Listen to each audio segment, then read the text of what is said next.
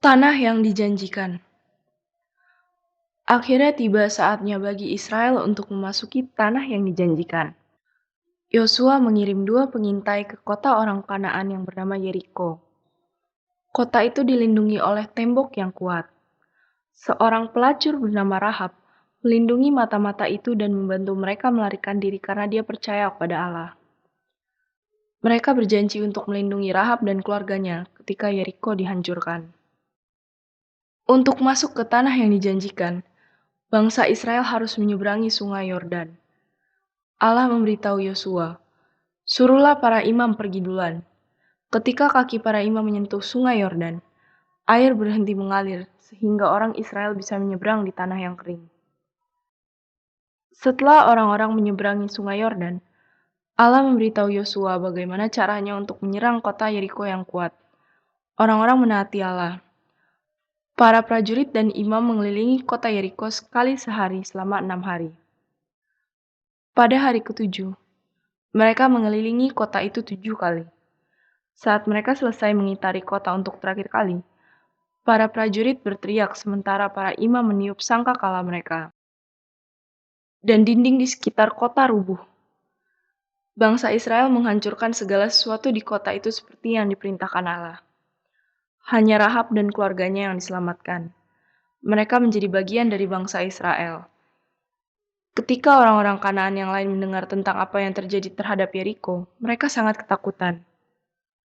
Orang Kanaan dari Gibeon berbohong kepada Yosua dan mengatakan mereka dari tempat yang jauh. Mereka meminta Yosua untuk berdamai dengan mereka. Allah telah memerintahkan orang Israel untuk tidak berdamai dengan orang Kanaan. Tetapi Yosua dan bangsa Israel tidak bertanya kepada Allah dari mana orang Gibeon itu berasal. Jadi Yosua berdamai dengan mereka. Ketika orang Kanaan lainnya mendengar bahwa orang Gibeon telah membuat perdamaian dengan Israel, mereka bergabung dengan tentara mereka dan menyerang Gibeon. Orang Gibeon mengirim pesan kepada Yosua meminta bantuan. Yosua marah karena dia telah ditipu, tapi dia mengumpulkan tentara Israel, dan mereka berbaris sepanjang malam untuk mencapai Gibeon. Pada pagi hari mereka mengejutkan orang Kanaan musuh mereka dan menyerang mereka. Allah membuat orang Kanaan menjadi kebingungan.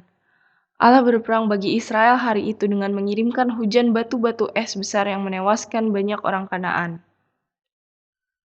Allah juga membuat matahari diam terus di langit sehingga Israel bisa mengalahkan orang Kanaan.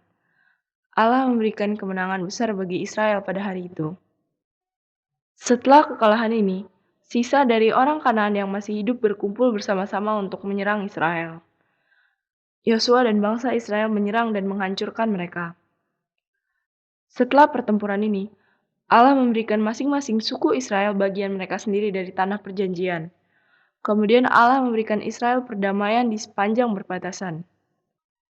Saat Yosua sudah tua, ia memanggil semua orang Israel.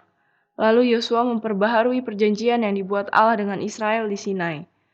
Orang-orang berjanji untuk tetap setia kepada Allah dan mengikuti hukum-hukumnya.